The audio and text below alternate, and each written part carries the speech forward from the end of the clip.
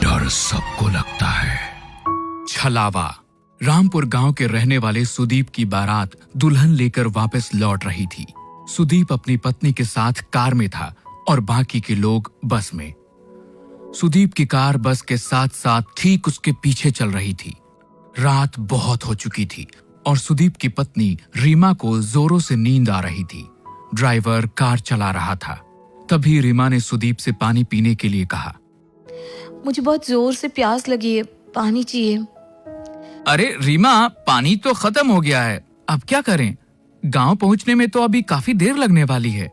लेकिन इतनी देर प्यासी कैसे रहूंगी? आप लोग परेशान मत होइए, यहाँ आगे एक जगह पानी मिल जाएगा। कुछ दूर जाकर ड्राइवर ने कार को रोक दिया। सड़क के किनारे एक हैंडपंप बना हुआ था। सुदीप कार से पानी लेने के लिए उतरने लगा।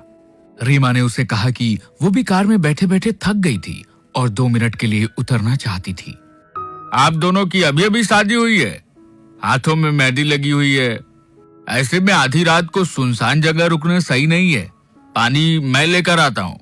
लेकिन मुझे बाहर जाना था। शायद ड्राइवर भैया सही कह रहे हैं रीमा, हमें बाहर नहीं जाना चाहिए। ड्राइवर बाहर उतर गया और रीमा कार की खिड़की से बाहर देखने लगी। कुछ देर में ड्राइवर पानी लेने गया और पानी लेकर वापस आ गया। उसने पानी की बोतल रीमा को दे दी। रीमा ने जल्दी से पानी पी लिया। लेकिन इस बीच में बारात की बस जो अब तक आगे आगे चल रही थी वो दूर निकल गई और रीमा, सुदीप और ड्राइवर उस सुनसान रास्ते पर अकेले रह गए। ये देख सुदीप ने ड्राइवर से कहा कि वो कार को थोड़ा तेज चलाए ताकि बस के पास पहुंचा जा सके। ड्राइवर ने सुदीप की बात को मानते हुए कार को तेज चलाना शुरू कर दिया। लेकिन काफी देर के बाद भी कार बस तक नहीं पहुंच पाई। भैया 1 घंटा हो गया लेकिन अभी तक कहीं बस नजर नहीं आ रही है। इतनी दूर तो नहीं निकली थी, आखिर हो क्या रहा है? तभी रीमा की नजर सड़क के किनारे एक हैंडपंप पे पड़ी। उसने देखा कि ये वही हैंडपंप था जो कुछ देर पहले रास्ते में आया था और जहां से उन लोगों ने पानी लिया था, क्योंकि उस हैंडपंप का भी हैंडल टूटा हुआ था। ड्राइवर भैया, आप गलती से कार वहीं लेकर आ गए हैं। हाँ, मुझे भी ऐसा ही लग रहा है, लेकिन ये सब हो क्या रहा है? वो देखिए, हैंडपंप के पास कोई है, उससे पूछ लेते हैं। सुदीप, रीमा और ड्राइवर ने देखा कि एक बूढ़ा आदमी हैंडपंप से पानी भर रहा था। आप हमें यहाँ से रामपुर जाने का रास्ता बता सकते हैं?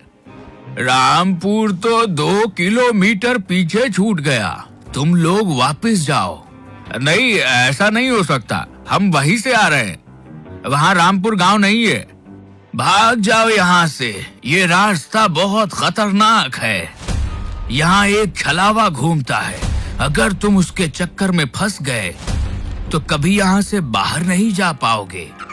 ये सुनते ही ड्राइवर, सुदीप और रीमा बुरी तरह से डर गए। सुदीप वहां से कार लेकर निकला, लेकिन काफी देर हो गई और वो लोग उसी रास्ते पर घूमते रहे। अब उनको समझ आ गया था कि वो छलावे में फंस चुके थे। तभी रीमा ने धीरे से सुदीप के कान में कहा, किसी भी बहाने से हमें इस ड्राइवर को कार से उतारना होगा और कार तुम्हें चलानी होगी। लेकिन ऐसा क्यों? क्योंकि ये ड्राइवर ही कार से बाहर उतरा था और उसी वक्त छलावे ने इसे पकड़ लिया होगा। अगर हमने इसे यहीं छोड़ दिया तो हम बच सकते हैं। सुदीप रीमा की बात मान लेता है और ड्राइवर को कार रोकने के लिए कहता है। उसके बाद सुदीप खुद भी कार से उतर जाता है और ड्राइवर को बाहर आने के लिए कहता है। ड्राइवर बाहर निकलता है और सुदीप उसे धक्का देकर खुद गाड़ी में बैठ जाता है। सुदीप और रीमा वहां से भाग निकलते हैं। कुछ दूर जाने पर उन्हें अपनी बारात वाली बस नजर आती है। तुम ठीक कहती थी रीमा, ये देखो हमारी बस नजर आ रही है। अच्छा हुआ उस ड्राइवर को वहीं फेंक दिया। बिल्कुल ठीक कहते हो तुम। अब हमें ये कार छोड़कर सब लोगों के साथ बस में बैठ जाना चाहिए। सुदीप कार को बस के आगे रोक देता है और वे दोनों अपने घर वालों के साथ बस में बैठ जाते हैं। बस आगे बढ़ने लगती है। थोड़ी देर बाद सुदीप की नजर बाहर हैंडपंप पर पड़ती है। ये वही हैंडपंप था जिसके पास से वो पहले 2 बार गुजर चुके थे। अब सुदीप को समझ नहीं आ रहा था कि ड्राइवर तो वहीं रह गया, फिर आखिर ये छलावा उसे अब भी क्यों हो रहा था। सुदीप ने ये बात अपने रिश्तेदारों को बताई। हम सब लोग एक छलावे में फंस चुके हैं, इससे बाहर कैसे आना है कोई नहीं जानता। लेकिन बेटा, ये छलावा होता क्या है? पापा, जब कोई इंसान एक्सीडेंट में मर जाता है तो उसकी आत्मा ऐसे सुनसान रास्तों पर भटकती रहती है और लोगों के सामने ऐसा भ्रम पैदा करती है कि वे आगे बढ़ रहे हैं, लेकिन वो उसी जगह पर घूमते रहते हैं। हम कभी अपने गांव रामपुर नहीं पहुंच पाएंगे।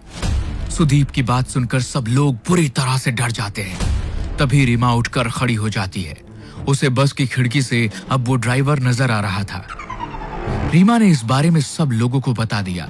सब लोगों को लगा कि वो जितना ड्राइवर से बचने की कोशिश करेंगे उतना ही फंसते चले जाएंगे। इसलिए उन्होंने बस को रोका और ड्राइवर को बस के अंदर बुला लिया। इस छलावे से हम कभी बाहर नहीं निकल पाएंगे अगर हमने उसे अपने से दूर नहीं किया। तुम ही वो छलावा हो, इसलिए अब तुम्हें मरना होगा। अपनी जान बचाने के लिए खत्म कर देंगे। ऐसा कहते ही सुदीप और उसके पापा मिलकर ड्राइवर को मार देते हैं। कुछ ही देर बाद वो अपने गांव रामपुर पहुंच जाते हैं। वहां पर रीमा का स्वागत किया जाता है, लेकिन रीमा जैसे ही सिंदूर वाले पैर लेकर आगे बढ़ती है, उसके पैरों के निशान नहीं बनते। ये देखकर सब हैरान रह जाते हैं। बहू के पैरों के निशान क्यों नहीं बन रहे? इसका मतलब हमारी बहू के ऊपर कोई बुरी आत्मा का साया है। अब क्या करें? ये हमारी बहू नहीं बल्कि वो बुरी आत्मा है जिसकी वजह से हम फंस चुके हैं। नहीं, ऐसा नहीं है। मैं रीमा हूँ। मेरे साथ कुछ मत कीजिए प्लीज। अगर हमने तुझे छोड़ दिया तो हम सब मारे जाएंगे। नहीं, ऐसा मत कीजिए। मैं छलावा नहीं हूँ, मेरा भरोसा करो। ये आपका बेटा छलावा है। ये आपको जैसा दिखा रहा है ना, सब कुछ वैसा ही नजर आ रहा है। लेकिन कोई भी रीमा की बात पर यकीन नहीं करता। वो लोग उसे मारते नहीं हैं, लेकिन एक कमरे में कैद कर देते हैं। सुदीप के चाचा का बेटा राहुल ये सब कुछ चुपचाप देख रहा था। उसे लगा कि रीमा के ऊपर घर के सब लोग अत्याचार कर रहे हैं, इसलिए वो रात के वक्त उस कमरे में पहुंचा जहां रीमा को कैद किया गया था।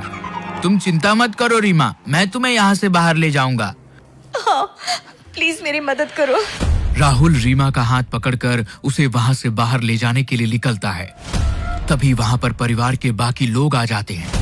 वो राहुल को वहां देखकर नाराज हो जाते हैं। ये तुम क्या कर रहे हो? मेरी पत्नी को कहां लेकर जा रहे हो? मेरी पत्नी का हाथ कैसे पकड़ा तुमने? आप लोग रीमा के साथ गलत कर रहे हैं। मैं उसे यहाँ से बाहर निकाल रहा था। तुम ऐसा नहीं कर सकते। आप मुझे नहीं रोक सकते। मैं रीमा को लेकर जाऊंगा। राहुल के इतना कहते ही सुदीप उसे धक्का देता है और राहुल दीवार से टकराकर वहीं गिर जाता है। उसके सिर से खून बहने लगता है। लेकिन तभी राहुल जैसा दिखने वाला एक और शख्स वहां आकर खड़ा हो जाता है। घर के लोग समझ ही नहीं पा रहे थे कि ये सब हो क्या रहा था। राहुल, तुम तो बेहोश हो गए थे। ये सब क्या हो रहा है? ये सब इस रीमा की वजह से हो रहा है। हमें इसका कुछ करना होगा। ठीक कहती हैं आप माँ। सुदीप आगे बढ़कर रीमा के बाल पकड़ लेता है और उसे खींचकर दीवार में धक्का देने की कोशिश करता है। रीमा झटके से दीवार से टकरा जाती है और तभी एक जोरदार चीख सबके कानों में सुनाई देती है। लेकिन यह चीख रीमा की नहीं बल्कि सुदीप की थी। रीमा ने पास में पड़े हुए एक डंडे से सुदीप के सर पर वार किया, जिसके वजह से उसके अंदर मौजूद छलावे का साया उसका शरीर छोड़कर बाहर निकल गया। सुदीप कुछ देर के लिए बेहोश होकर गिर पड़ा, लेकिन बाद में सब कुछ ठीक होने लगा।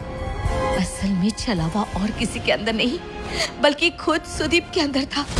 ये जैसा जैसा हमें दिखा रहा था वैसा ही नजर आ रहा था। लेकिन अब वो साया यहाँ से जा चुका है और अब कभी यहाँ वापस नहीं आएगा। लेकिन तुम्हें कैसे पता चला?